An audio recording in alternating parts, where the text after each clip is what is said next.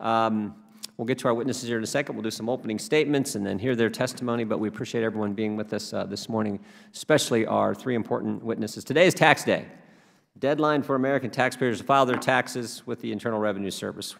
We have before us the Acting Commissioner of the IRS, its Inspector General, and the National Taxpayer Advocate, all who play a role in taxpayer service, tax enforcement, IRS oversight, and implementing the tax code with fairness and integrity. Integrity at the IRS is something I want to address in particular today, something former Commissioner John Koskinen disregarded. As was made clear to this committee during his tenure, as he tried to cover up IRS targeting of conservative groups. While under subpoena, 422 backup tapes potentially containing up to 24,000 emails were conveniently destroyed. Continued shortcomings make it difficult for taxpayers to trust the IRS. At our most recent hearing about the IRS mismanagement, we learned that the agency rehired bad employees who engaged in fraud, who were under investigation, and who repeatedly violated internal policies and the law. In January, we wrote to the IRS to ensure this problem has been fixed.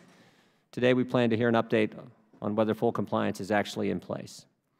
But we are seeing repeated failures. There's yet another report issued in February highlighting the IRS continues to give bonuses to employees who've had all kinds of shortcomings in their record, with recent misconduct and tax compliance issues as part of those shortcomings. Only at the IRS are bad employees, those with conduct issues, unauthorized access to taxpayer information, rewarded with bonuses.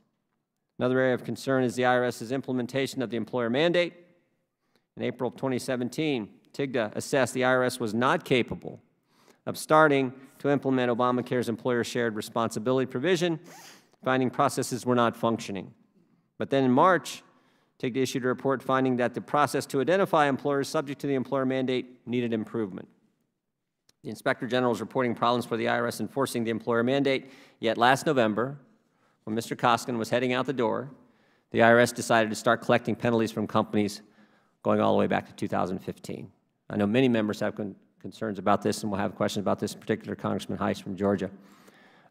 This month, we requested documents about the IRS's capacity to evaluate compliance and assess penalties regarding the employer mandate. In 2016, the Government Accountability Office released a report suggesting that the IRS is systematically evading the law when issuing their expansive regulations. In February, we requested documents from Treasury about IRS rulemaking practices. Mr. Kautner, I'm still waiting for those documents. We need to hear how these and other issues will be resolved.